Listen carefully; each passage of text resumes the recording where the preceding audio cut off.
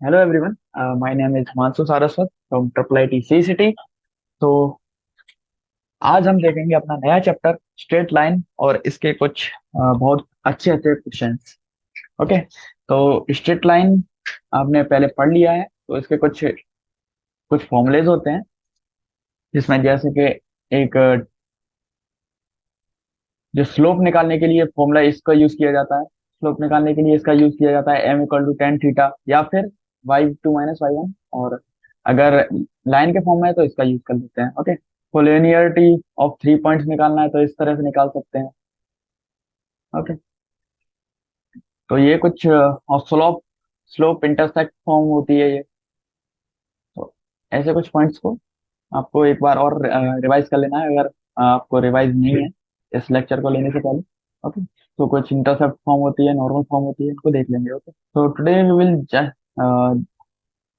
Jump to the exercise directly. Okay, क्योंकि ये okay. तो जैसे अपना पहला क्वेश्चन आज का। ओके। तो क्या है? Find the equation of straight line which passes through the point 1 2 and cut off equal intercept from axis। तो इसका मतलब क्या है? Find the equal equation of straight line, मतलब हमें एक इक्वेशन निकालनी है स्ट्रेट लाइन की। वो उसकी कुछ प्रॉपर्टीज हैं जो इसमें बताई गई कि वो लाइन जो है 1 2 से पास करेगी और वो इक्वल इंटरसेप्ट बताएगी on axis. Intercept, equal intercept का मतलब क्या होगा? देखो, जैसे कि ये, तो ये इसकी डिस्टेंस सेम है, ये दोनों अगर एक्स एक्स हैं तो इक्वल इंटरसेप्ट है। ओके। तो इन इसको क्वेश्चन को करने के लिए क्या है? देखो, इक्वल इंटरसेप्ट कब होगा? इक्वल इंटरसेप्ट तब होगा कि जब अ, दोनों इक्वल है ना, तो यानी कि इसका एंगल 45 डिग्री हो। ये ऐसा मैं क्यों कह रहा हूँ इसे? मैं इसको ऐसे कह पा रहा हूँ क्योंकि अ, आपने ये देखा होगा, जब ये 45 डिग्री का एंगल होता है तो तब इधर भी 45 डिग्री का एंगल होगा, क्योंकि 90 माइनस 45। ओके। तो अगर हम इसको एक स्क्वायर माना जाए, मान लीजिए ये स्क्वायर है, तो स्क्वायर में क्या होता है? दोनों लाइन जो होंगी, ये वाली लाइन और ये वाली लाइन सेम होंगी, तो इक्वल इंटरसेप्ट ही डिफाइन कर सकते हैं हम इसको। Okay. Okay. Pen is not working, let me do something. Now my pen is working. Okay. तो जैसा कि मैंने बताया कि इक्वल इंटरसेप्ट है, तो इक्वल इंटरसेप्ट का मतलब क्या होगा कि अगर हम देखो, अगर हम किसी लाइन को इस तरह लिखें, जैसा कि हम लिख सकते हैं इंटरसेक्शन फॉर्म में, x upon a plus y upon a b equal to one. Okay.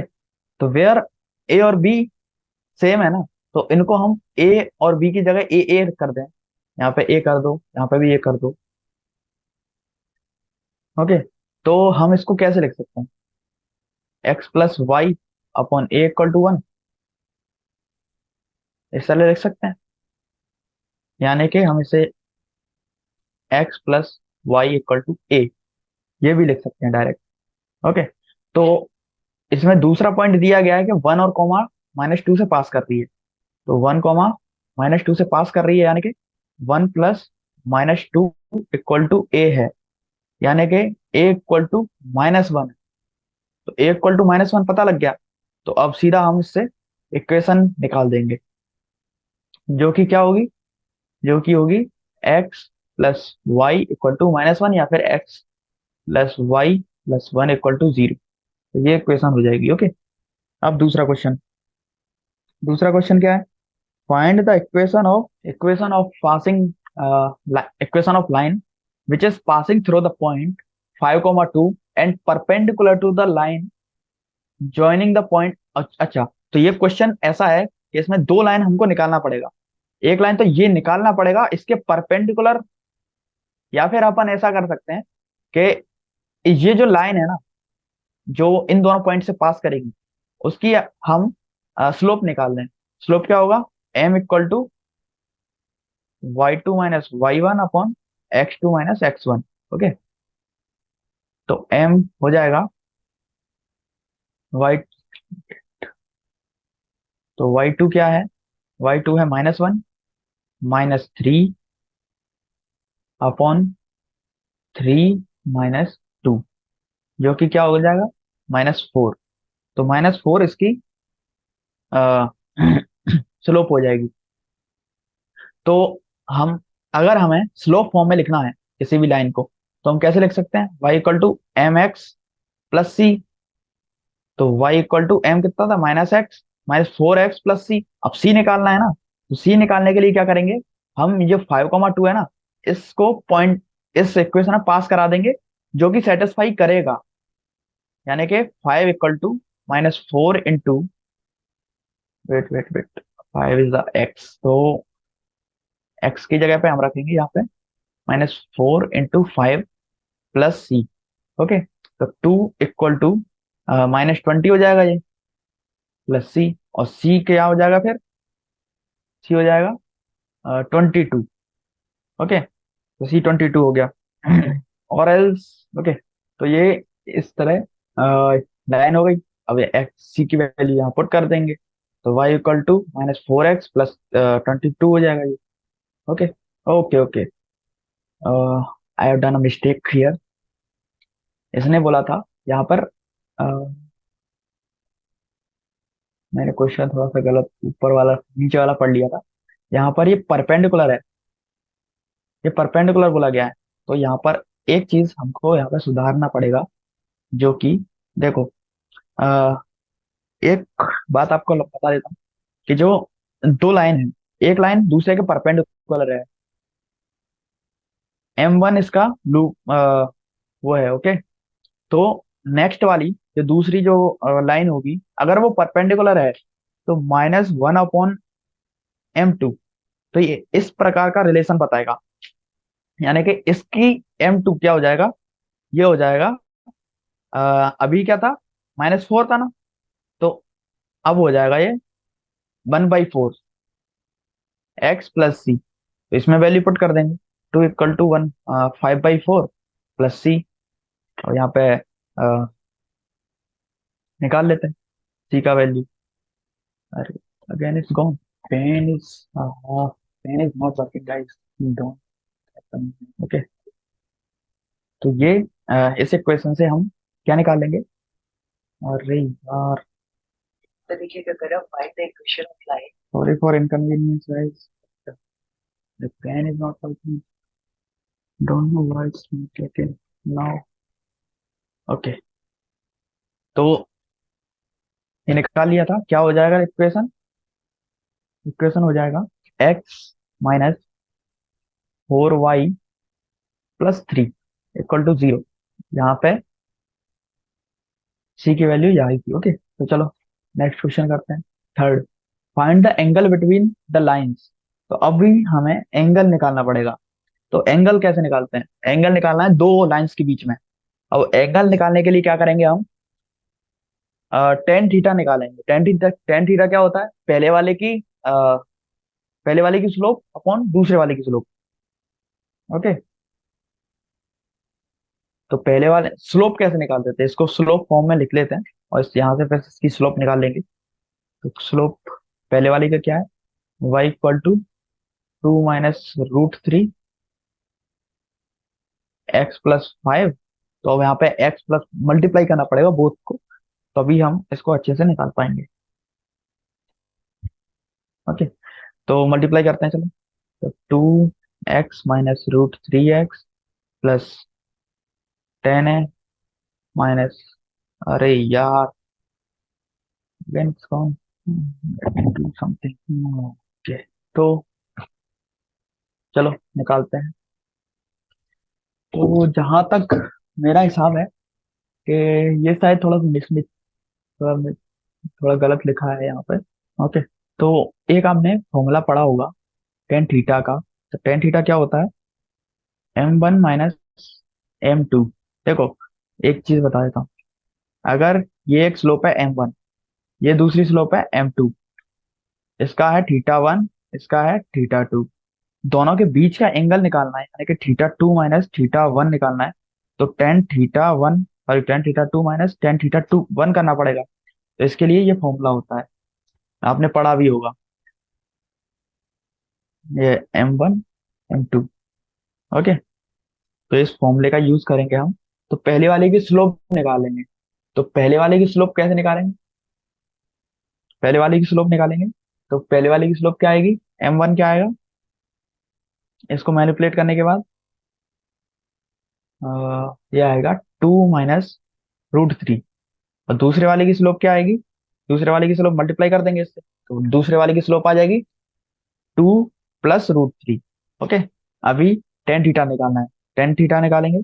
Tan theta आएगा M1 M M1 minus M2, यानी कि 2 - √3 -(2 - मतलब या फिर ऐसा कर सकते हैं, वो दोनों कंडीशन से माइनस ऑफ। ओके, तो 1 - 2 - √3 और 2 + √3। ओके, तो मल्टीप्लाई कर दो। तो 2 - √3 -2 - √3, तो ये दोनों कट जाएंगे। -(2 √3) आ जाएगा। अपॉन में क्या बचेगा? 1 माइनस इन दोनों का मल्टीप्लाई हो जाएगा, तो 4 - a² - b² हो जाएगा। ओके, तो ये हो जाएगा 3। तो ये पूरा हो जाएगा 1 माइनस। ओके, तो ये हो जाएगा माइनस, होल में माइनस लगा हुआ है।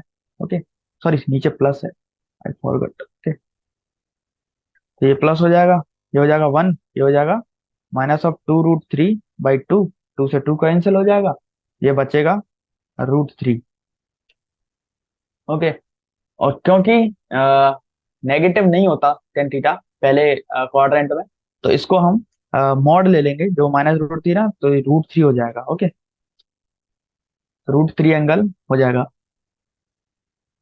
अभी आते हैं और √3 देखो, टेन थीटा √3 कब होता है? टेन थीटा √3 होता है 60 डिग्री पे, तो 60 डिग्री का एंगल उनके बीच है, तभी ये ऐसा हो रहा है। अब आते हैं अपने क्वेश्चन नंबर फिफ्थ। फिफ्थ पे, हाँ फिफ्थ पे, ओ सॉरी फोर्थ पे। तो फोर्थ क्वेश्चन क्या कह रहा है? Find find the equation of line. तो क्या है? Find the equation of line which pass through the point, which pass through the point 3,4। तो 3,4 से पास कराना है, and cut off intersect from the coordinate axis such that their sum is 14। Okay, तो अब इसमें क्या टेक्निक निकालना पड़ेगा? तो सबसे पहले इसका डायग्राम देखते हैं कि किस प्रकार इसका डायग्राम हो सकता है, ताकि हम इसे आसानी से क्वेश्चन कर सकें। ओके, तो ये है हमारी एक्सेस। ओके, और 3,4 कुछ यहाँ होगा, 3 यहाँ और यहाँ। 3,4 से ये पास कर रहा है, या फिर दो तरह से पास कर सकता है, ऐसे भी कर सकता है, ऐसे भी कर सकता है। तो ऐसे मान लेते हैं, ऐसे करा दो, या फिर ऐसे भी करा सकते हैं। ओके, दो तरह से पास करा दो। Okay, and cut off intersect, तो ये इन दोनों की लेंथ, ये जो y आएगा, ये जहाँ पे x आएगा, उन दोनों की, मतलब a भी मान लेते हैं, चलो एक्स वाई तो थोड़ा सा अजीब लगने लग जाता है। तो ये मानते हैं b, ये मानते हैं a। तो a + b = 14 है। तो चलो उससे करते हैं, x plus, sorry x/a + y/b = 1 था स्ट्रेट लाइन के केस में। और जहां तक हमें पता है a + b = 14 है। ओके, तो हम क्या कर सकते हैं, ए बी मतलब मल्टीप्लाई कर दो, तो ए बी। ओके, थोड़ा सा स्टेप फॉरवर्ड कर देते हैं कि x time of b plus a time of y = ab, और a + b = 14। और यहाँ पे x और y की वैल्यू रख देते हैं, तो x और y की वैल्यू 3 और 4 रख देंगे। तो 3x + 4y = sorry sorry sorry, a, a है 3a, sorry sorry, I have done mistake. ये हो जाएगा 3b plus 4a equal to a b, और यह है a plus b equal to 14। तो ये हमारे पास दो इक्वेशंस हैं, दो इक्वेशन मिल गई। तो इन दोनों इक्वेशन से हमें निकालना है। अब दोनों, अब हम इसे कैसे निकाल सकते हैं और तरीके से। तो अब हमें करना पड़ेगा मैनिपुलेशन। लाइक अब हम करेंगे, ए को कैसे लिख सकते हैं अपन, 14 - b लिख सकते हैं ना ए को।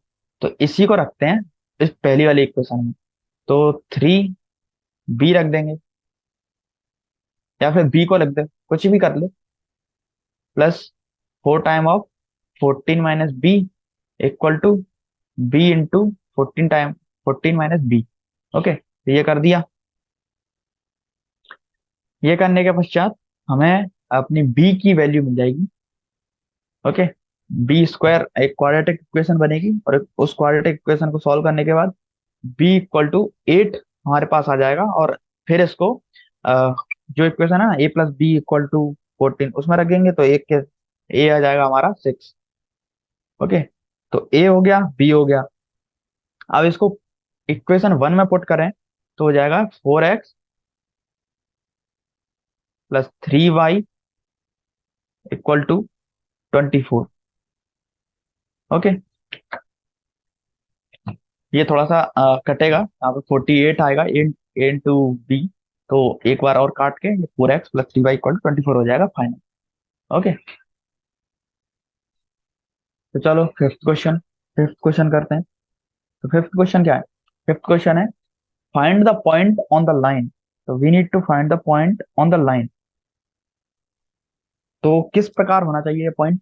तो एक लाइन दी गई है, which lie at unit distance from the line.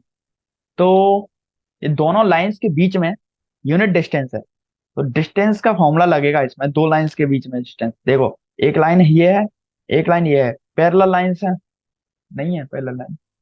तो क्या, तो find the point on the line x x मतलब x plus y equal to 4 which lie at unit distance from the line.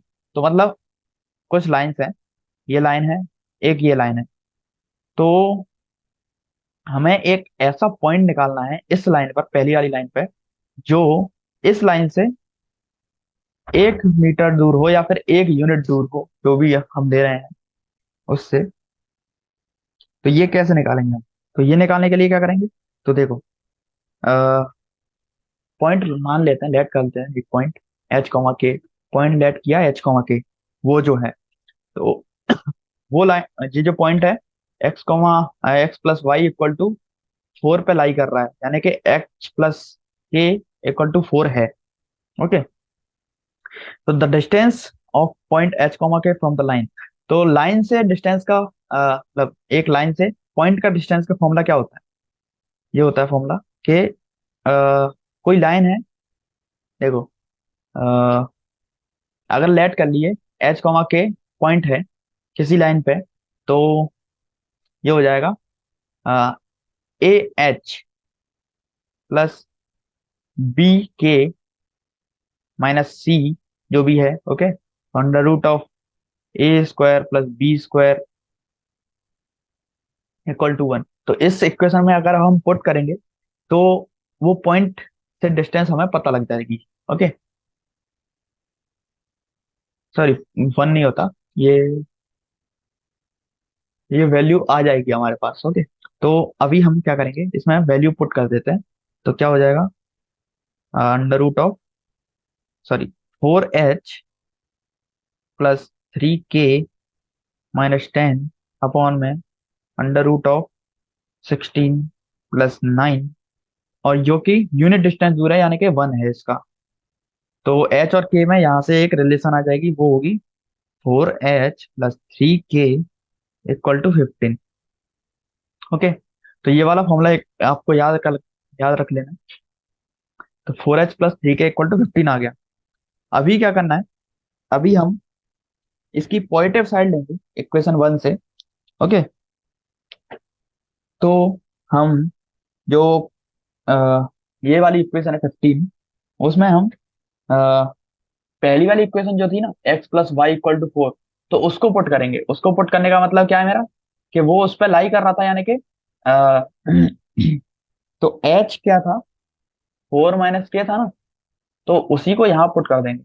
तो 4 × 4 - के प्लस 3 के इक्वल टू 15। तो यहाँ से के की वैल्यू आ जाएगी, तो चच्चो 16 -4 के प्लस 3 के इक्वल टू 15। यहाँ से माइनस ऑफ के इक्वल टू ये हो जाएगा -1, के इक्वल टू 1, के इक्वल टू 1, तो h equal to 3 minus sorry 3। Okay, sorry sorry, I have done a mistake, it's 5 और 15। ओके, तो क्या आया, कितना, 1। तो क्या हो गया यहाँ पे 1, तो क्या हो गया 1, तो एच हो गया 3, तो K1H3, तो द पॉइंट क्या हो जाएगा, 3, 1। ओके, तो 3, 1 एक पॉइंट हो गया हमारा। ओके, 3, 1 पॉइंट है जहाँ से ये लाइन पास कर रही है। अगर मान लीजिए हमें नेगेटिव साइड से निकालना पड़े, क्योंकि मैंने बताया था दो केस हो सकते हैं, तो नेगेटिव साइड से निकालने के लिए हम क्या करेंगे, इसी उसी इक्वेशन का यूज करेंगे, और उसमें पॉइंट रख देंगे। और जो पहली वाली इक्वेशन थी ना, जो सेकंड वाली जो हमारे पास दी गई है, 4x + 3y इक्वल टू 10, तो उसी का प्रयोग करेंगे इसमें। ओके, तो उससे हमें k का वैल्यू 11 मिलेगा, और h का वैल्यू हमें मिल जाएगा -7। तो हो गया, तो 11 और -7 दूसरा पॉइंट हो जाएगा।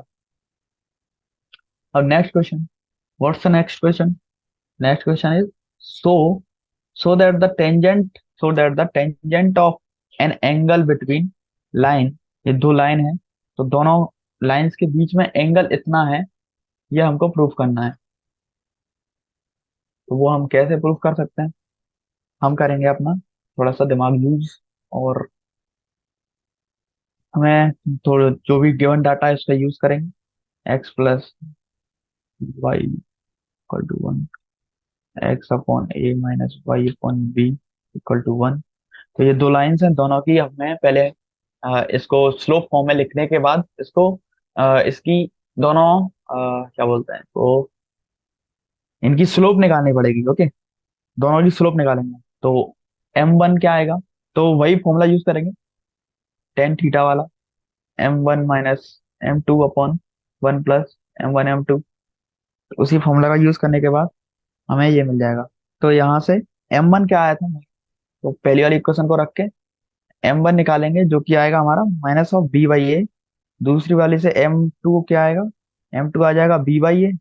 तो इस दोनों इक्वेशन में पुट कर देंगे। पुट करने के पश्चात क्या आएगा, फाइनल जो टेन थीटा आ जाएगा, टेन थीटा आ जाएगा कितना, 2ab/a² - b²। तो ये हमारा टेन थीटा आ जाएगा, जो जो कि हमें प्रूफ करना था वही। Okay, now seventh question, seventh question है, find the equation of line, क्या, find the find the equation of line passing through, wait, the equation of line passing through 1, 2। तो 1, 2 से पास कर रही है, और एंगल बना रही है 30 degree with the y axis. तो इसका एक डायग्राम बना देते हैं सबसे पहले, किस तरह का इसका डायग्राम रहेगा। देखो, तो ये है एक्सिस, ये लाइन है, ये 30 डिग्री यहाँ से पास कर रही है, इसका मतलब ये 60 डिग्री यहाँ से पास कर रही है। यानी कि हम यहाँ पे tan theta equal to 60 degree लेंगे, यानी कि इसकी जो स्लोप हो जाएगी m इक्वल टू √3 हो जाएगी। स्लोप √3 हो गई, स्लोप √3 से हम क्या, y equal to sorry y - y1 equal to m(x - x1)। तो ये इस इक्वेशन का यूज करके हम लाइन निकाल लेंगे। तो y - 2 equal to m(x - 1), m कितना है, √3। तो y - 2 इक्वल टू √3x - √3, यानी कि y - √3x इक्वल टू 2 - √3। तो ये होगा हमारा इस मतलब जो भी है, ये हो गई हमारी इक्वेशन। ओके, नेक्स्ट, नेक्स्ट क्या है, फाइंड द इक्वेशन, फिर से वही इक्वेशन फाइंड करनी है इसी तरह की। तो इसमें क्या है, लेकिन इसमें थोड़ी सी कीज है, जैसे कि find the equation of line एक इक्वेशन ऑफ लाइन निकालनी है passing through the point of intersection of दो लाइन। तो दोनों लाइन के इंटरसेक्शन पॉइंट निकालना पड़ेगा and parallel to the line. तो सबसे पहले पॉइंट निकालो। और देखो पैरेलल का मतलब क्या है, इस लाइन के पैरेलल है। ये जो लाइन है ना 3x + 4y = 7, तो इस लाइन के पैरेलल है। तो पैरेलल होने का मतलब क्या है कि उन दोनों की स्लोप सेम होगी, मतलब इसकी स्लोप जो होगी वही स्लोप उसकी होगी। अब स्लोप कैसे निकालते हैं, स्लोप फॉर्म में लिख देंगे 4y = -3x +7 और y = -3/4x +7/4। तो ये हो गई -3/4 इसकी स्लोप। ओके, तो m कितना आ गया था, -3/4। अब पॉइंट कैसे निकालें, पॉइंट निकालेंगे इन दोनों को सॉल्व करने के पश्चात। सॉल्व करेंगे चलो, तो हो जाएगा 2x + y = 5, x + 3y = -8। तो इन दोनों को सॉल्व कर लेंगे। सॉल्व करने के लिए क्या करें, इस नीचे वाले में 2 से मल्टीप्लाई कर दो या फिर ऊपर वाली में 3 से मल्टीप्लाई कर दो और हटा देना। ओके, तो चलो करते हैं। तो ये करने के पश्चात हमें प्राप्त क्या होगा, देखो। तो इससे x का वैल्यू हमें मिल जाएगा 23/5 एंड y का वैल्यू हो जाएगा -21/5। ये दो पॉइंट हो गए, x और y, और m भी है। तो हम निकाल लेंगे y माइनस जो भी है +21/5 = -3/4 ऑफ x -23/5। इसको और अच्छे से लिखना है तो इसको अच्छे से सजा के लिख सकते हैं, नहीं तो वहीं इसी यहीं पर छोड़ सकते हैं। Okay, ninth question. तो नाइन्थ क्वेश्चन है हमारे पास, four four equation of line passing through the point, sorry ninth question है, for what value of a and b the intercept cut off the coordinate axis by the line. तो इस line के द्वारा intercept कर हो रहे हैं, cut हो रहे हैं, are equal in length but opposite in sign to those cut off the line on axis. Okay, तो सबसे पहले हमें निकालना पड़ेगा अ, इस लाइन की स्लोप क्या है। ये जो नहीं दिए, उन्होंने क्या बोला है, क्वेश्चन ये है कि एक ये जो लाइन है ना, जहाँ पर ए और बी अननोन है, तो ए और बी जो अननोन है उनमें से ए और बी निकालने हैं, लेकिन जो लाइन थी ए और बी के पुट करने के पश्चात वो लाइन इक्वल इंटरसेप्ट बता रही है, यानी कि ए और बी दोनों सेम होंगे और equal in length but opposite in sign. तो या तो ए माइनस हो सकता है या फिर बी माइनस हो सकता है। अब ये नहीं पता कौन सा माइनस होगा, या फिर देखो ऐसा हो सकता है अपना आंसर -a, b, या फिर होगा a, -b। वो डिपेंड करेगा इस पर, इसके अपोजिट है, मतलब क्या है, अपोजिट इन साइन दूस cut by cut off the. Okay, तो इस लाइन पर ये काट रहे हैं, तो इसको निकालने के लिए क्या करेंगे, तो इंटरसेप्ट और ओके, तो अभी इसको हम इंटरसेप्ट फॉर्म में लिखे हैं। इंटरसेप्ट फॉर्म में हमें इसको लिखना पड़ेगा। तो a/-8 x +b/, ये जो माइनस हो जाएगा तो माइनस यहाँ पे साइन माइनस लेके आ जाएंगे, माइनस माइनस b/, और यहाँ पर -8, ये y = 1। तो ये हो गया। ओके, तो ये हो गई हमारी इक्वेशन। सो अब यहाँ पे इंटरसेप्ट क्या है, a/-8 और b/-8, ये दो हैं intercept. Now the second equation जो गिवन है हमारे पास, तो इस दूसरी इक्वेशन दी है जी 2x - 3y = 6, -6 सॉरी, =-6। तो इसको भी हम इंटरसेप्ट फॉर्म में ही लिख देंगे। तो इसको इंटरसेप्ट फॉर्म में लिखते हैं तो क्या हो जाएगा, -2y सॉरी 2y - 6। यहाँ पर से इस तो होल नेगेटिव ही है, कहीं भी लिखने से मतलब नहीं। 2y - 6 और 3y - 6, यानी कि 1/3 माइनस का और 1/2 माइनस का। ओके, -3 -1/3 और -1/2। ओके, तो ये दोनों हैं और इसके इंटरसेप्ट क्या हो जाएंगे, इंटरसेप्ट -3, 2। हाँ, यहाँ पर थोड़ी सी गलती हुई। ये पहले से ही नेगेटिव था, तो नेगेटिव ओवरऑल ये हो जाएगा, कट जाएगा, यानी कि ये नेगेटिव हट जाएगा। तो ये -3,2 ही रहेगा इसका इंटरसेप्ट। ओके। तो अभी इन्होंने बोला है कि अपोजिट इन साइन। तो साइन अपोजिट है, यानी कि हम वो कह सकते हैं इसको कि -8/a इक्वल टू, देखो इंटरसेप्ट अपोजिट में होता है। ओके। तो वो था, वो a/-8, तो यहाँ पर रेसिप्रोकल लेना पड़ेगा इसका। ओके। तो -8/, ए लेंगे, इसको करना पड़ेगा 3, क्योंकि ये -3 है तो अपोजिट करना पड़ेगा। तो ए का वैल्यू हो जाएगा -8/3, 8/3। और यहाँ पर बी का वैल्यू करना पड़ेगा, ये हो जाएगा 4। ओके, ये दोनों हो गए अपने। Now the question 10। वो क्वेश्चन 10 क्या है? If the intercept of line between the coordinate axis is divided by the point।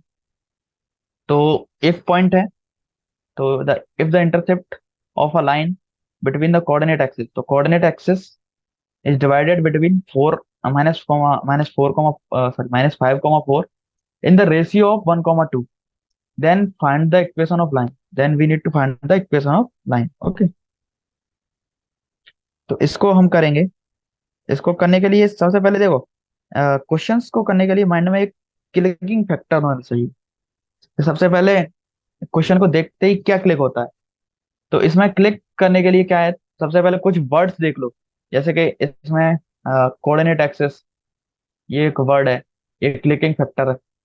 Intercept है, इंटरसेप्ट है, डिवाइड कर रहा है पॉइंट्स में, और रेशियो दिया गया है। ओके। तो ये थोड़े से क्लिकिंग फैक्टर होते हैं। तो ये जो इक्वेशन रहेगी -5, 4, तो एक इसका डायग्राम बना लेते हैं। ये जो -5, 4 होगा, यहाँ पर लेट कर लेते हैं, a,0 है, यानी कि -a,0 भी कर सकते हैं। यहाँ पर कर देंगे 0, b। ओके। इसको लेट कर लो, p पॉइंट है, p है ये -5, 4। और रेशियो है इसका 1/2। ये है 1, ये है 2। अब रेशियो के हिसाब से हमें इसको निकालना पड़ेगा।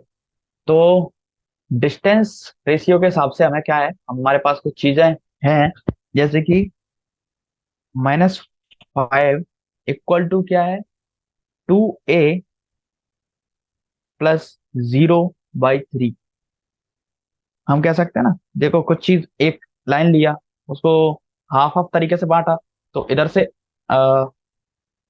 बीच वाला एरिया कैसे निकालते हैं?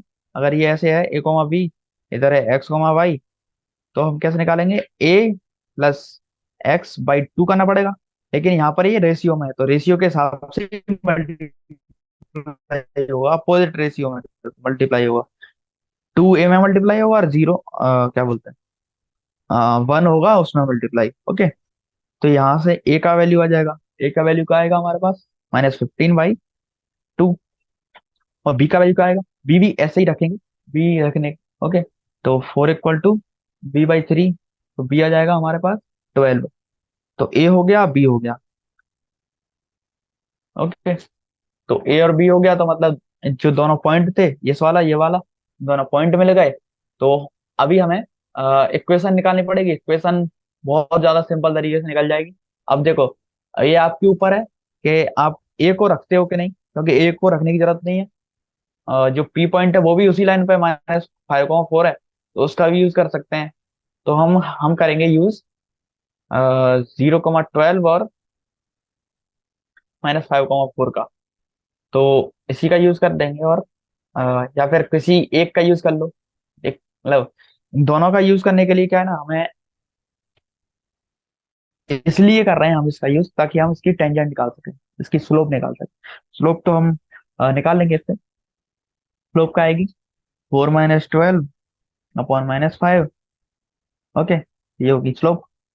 और यूज करेंगे हम इसका y - 12 ये कितना है, 8/5 हो जाएगा, 8/5x।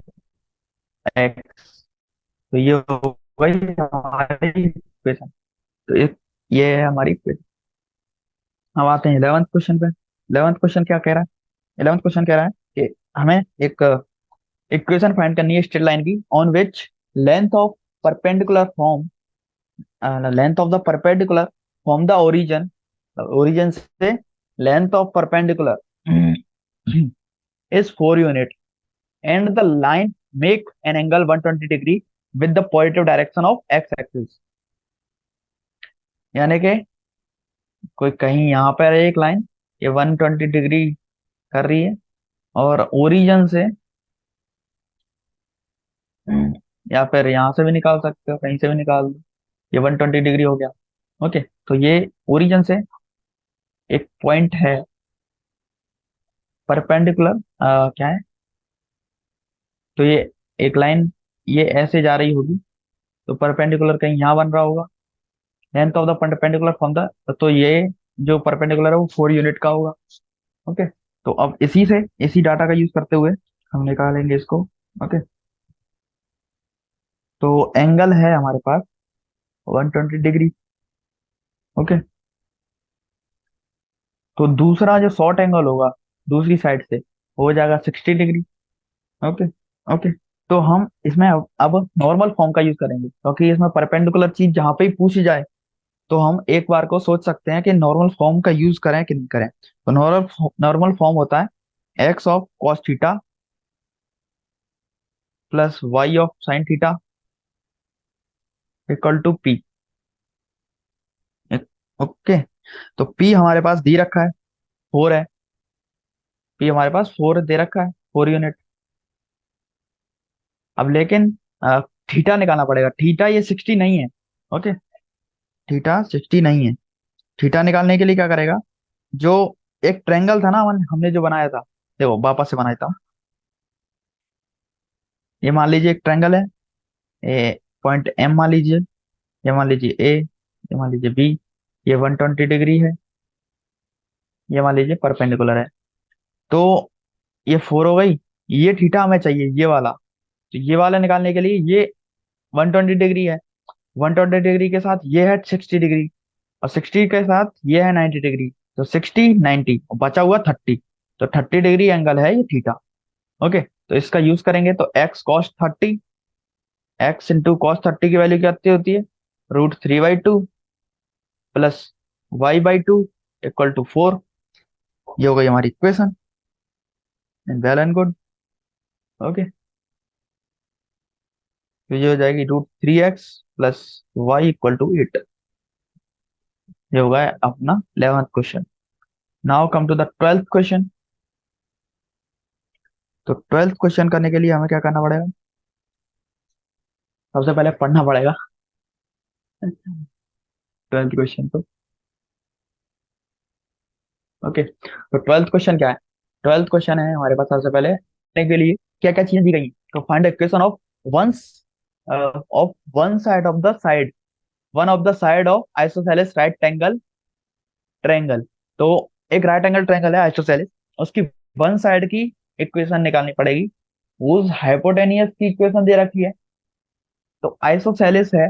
ओके, जैसा कि हमने बताया कि ये है ट्रायंगल आइसोसेलेस। तो मान लीजिए, अब देखो आइसोसेलेस ट्रायंगल होता है तो ये दोनों एंगल होंगे वो बराबर होंगे, तो मतलब ये 45 होगा ही होगा, क्योंकि ये राइट एंगल तो है ही, तो राइट एंगल है, और ये वाला दोनों भी बराबर है, तो 45 है, ये आपको मान के चलना पड़ेगा। तो और हाइपोटेनियस की इक्वेशन दी गई है 3x plus 4y equal to 4, और जो बी पॉइंट है शायद ये भी दिया है, ये वाला पॉइंट, ये है 2,2। ओके, तो अभी हमें इसकी इक्वेशन बनानी पड़ेगी, तो इनमें से किसी की एक की, तो इसकी स्लोप देख लेते हैं, ये सी की, चलो ये मान लीजिए, ये सी मान लेते हैं, ये ए मान लेते हैं, ये बी मान लेते हैं। तो एसी की स्लोप क्या है, -3/4। ओके, और एक चीज और है, इसको हम एम माने तो ये हो जाएगा -1/m, इसकी स्लोप।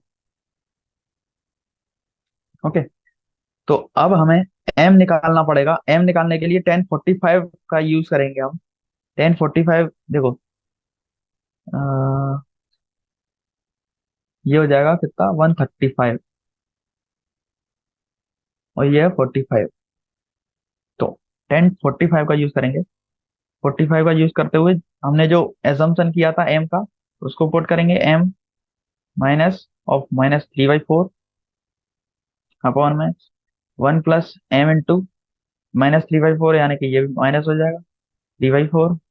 ओके, तो ये हो जाएगा m + 3/4, और 1 + 1 माइनस 3m/4। ओके, और 1045 की वैल्यू जहाँ पे हमें पता है 1 होती है, तो 1 यहाँ से हम अपने m की वैल्यू निकाल लेते हैं। तो m की वैल्यू क्या आएगी यहाँ पे, m की वैल्यू आएगी 7।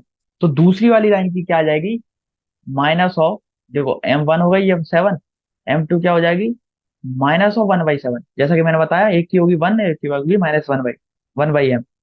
ओके, तो ये दोनों मिल गई, अब दोनों मिल गई हैं, और दोनों लाइंस की शुरुआत हो रही है 2 और 2 से। तो 2 और 2 से होने वाली शुरुआत की इक्वेशन हम बना लेंगे, y - 2 इक्वल टू, सबसे पहले 7 के साथ x - 2, ये हो गई पहली इक्वेशन। दूसरी वाली इक्वेशन हो जाएगी 1/7 माइनस ऑफ x - 2।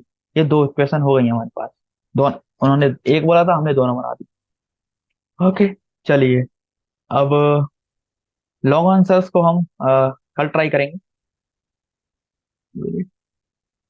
कितने हैं वैसे, हाँ, इनको हम नेक्स्ट लेक्चर में ट्राई करेंगे। तब तक ऑब्जेक्टिव क्वेश्चन करते हैं, कुछ जो टाइम बचा है इसमें, तो ऑब्जेक्टिव करते हैं, या फिर कर ही लेते हैं, कोई नहीं। नेक्स्ट लेक्चर में नेक्स्ट टाइप के क्वेश्चन करेंगे।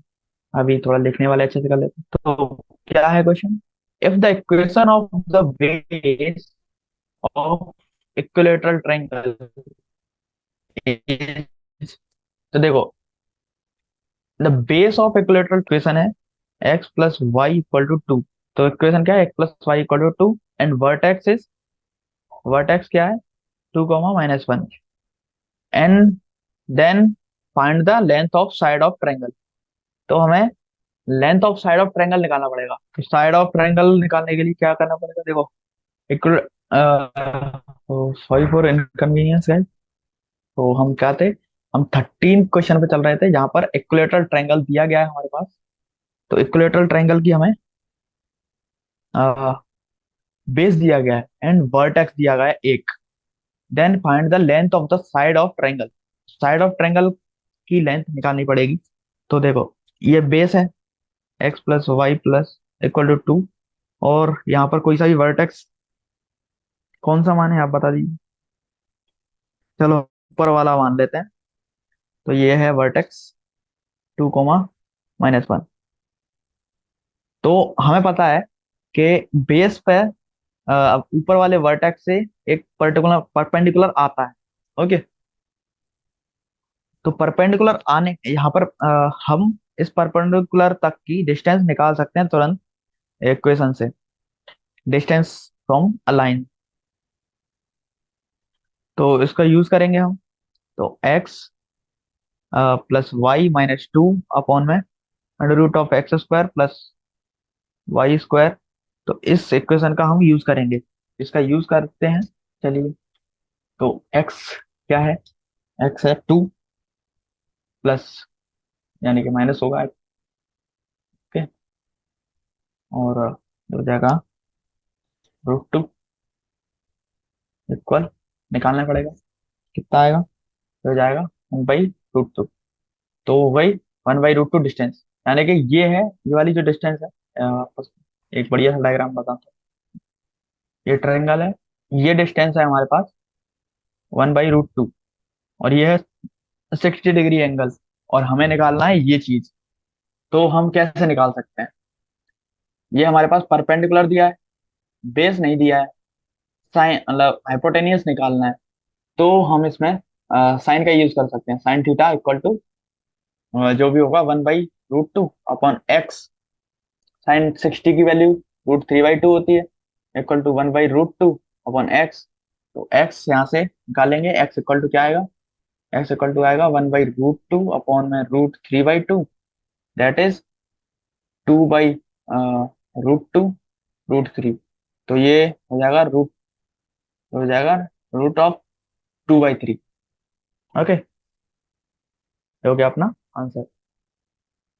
चलो next question, last question of this class कर लेते हैं। तो क्वेश्चन क्या है? क्वेश्चन है अब वेरिएबल लाइन जो हमारे पास है pass through a fixed point. तो एक जो लाइन है ना, वो वेरिएबल लाइन है, लेकिन वो पास कर रही है फिक्स पॉइंट से, point P. The algebraic sum of perpendicular drop from the points. तो ये सारे 3 पॉइंट हैं, तो इन पॉइंट से algebraic sum of perpendicular on the line is 0। तो algebraic sum of these perpendicular drawn from the point। तो हमें इस बार ये थोड़ा सा लेंथी क्वेश्चन हो जाएगा आज की क्लास के लिए, बट हम करेंगे इसको। तो परपेंडिकुलर का फॉर्मूला तो आपको पता ही है, लेकिन इसमें हम अलजेब्रिक सम कर रहे हैं। तो find the coordinate of point. तो कोऑर्डिनेट निकाल लेते हैं, पी के क्या है, एज्यूम कर लेते हैं ए कॉमा वी है। ओके, तो variable line passing through the point. तो एक लाइन जो कि पास पास हो रही है ए कॉमा बी से, तो इसकी इक्वेशन क्या होगी? तो उसकी इक्वेशन हो जाएगी a x plus d y plus c equal to 0। Okay, और गिवन है हमारे पास 2 0 0 2 एंड 1 1। यहाँ से परपेंडिकुलर का सम 0 है, तो परपेंडिकुलर निकाल लेंगे तीनों, 1 2 3। ओके, अलग अलग टाइप के परपेंडिकुलर का फॉर्मूला तो आपको पता ही है। तो पहला है 2 0, तो 2 0 के लिए क्या रहेगा? 2a प्लस 0 × b यानी कि 0 ही हो जाएगा, प्लस सी अपॉन में √a² प्लस b²। ये हो जाएगा ये पहला। ऐसे ही हम सेकंड और थर्ड निकाल लेंगे। ओके, तो 0 2 और 1 1 के लिए निकाल लेंगे। क्या हो जाएगा? 0, ये हो जाएगा 0 और 2b प्लस सी अपॉन में मैं इसको टी लेट कर लेता हूँ, तो टी दूसरा क्या आएगा? 1 1 है ना, तो a plus b plus c by 1, और सॉरी टी। तो ये हो जाएगा। अब तीनों को ऐड कर दें तो ये 1 आना चाहिए, और 1 आना चाहिए। इसके लिए हमें अगर हम इसको ऐड करने के बाद इक्वेशन लिखेंगे, तो एंड रिजल्ट हमें ये मिलेगा a plus b plus c equal to 0। तो a plus b plus c तीनों 0 होंगे। तो अब इसके बाद हमें कंपेयर करना है, तो कंपेयर करने से हमें पता लगेगा या फिर मिलेगा a equal to 1 and b equal to 1। ये हमारे पास आंसर हो जाएगा। ओके, तो p के कोऑर्डिनेट क्या आ जाएंगे? 1 1। That is our answer. So आज के लिए हम इतना ही रखते हैं। नेक्स्ट लेक्चर में हम बाकी के जितने बचे हुए क्वेश्चन हैं वो उनको निपटाएंगे, उनको करेंगे। तो well and good, see you in the next class. Bye bye guys.